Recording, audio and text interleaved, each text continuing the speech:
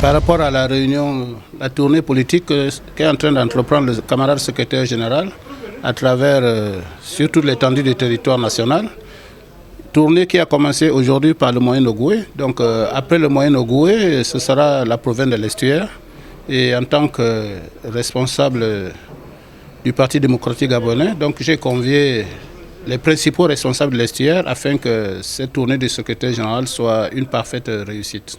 Un appel à la mobilisation, et vous avez remarqué que pratiquement tous les responsables politiques de l'Estuaire étaient là.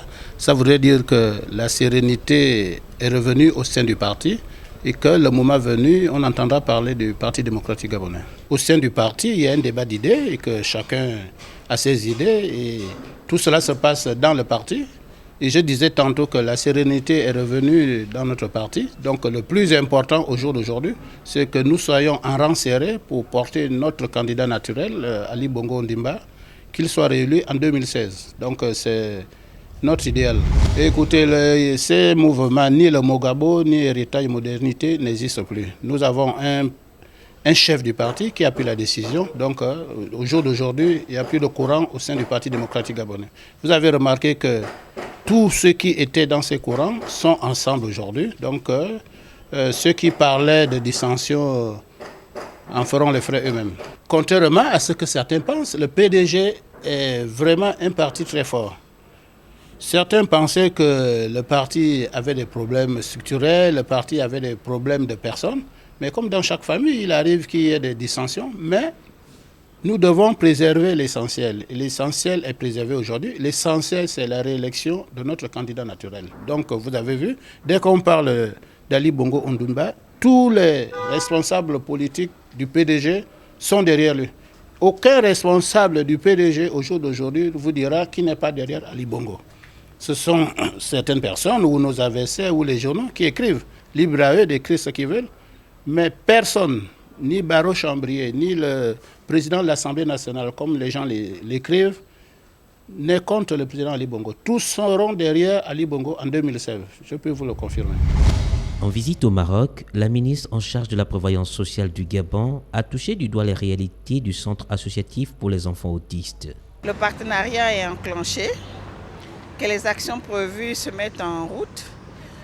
J'ai pu observer que nos stagiaires vont passer leur apprentissage dans des structures adaptées, dans des structures qui répondent aux normes de construction, aux normes en ce qui concerne les éducateurs et aux normes en ce qui concerne les activités qui sont dédiées.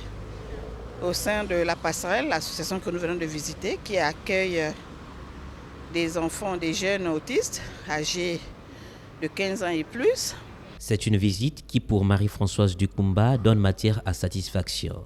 Nous avons pu nous rendre compte qu'il existe 10 ateliers qui permettent aux jeunes autistes de se socialiser, d'apprivoiser son corps, d'apprivoiser ses pulsions, pour le permettre de s'autonomiser aussi, parce que, comme vous le savez, c'est un handicap qui est lourd. Quand il est jeune, il a l'entourage de la famille, mais une fois adulte, que deviendra un jeune autiste s'il n'a pas bénéficié d'un accompagnement certain?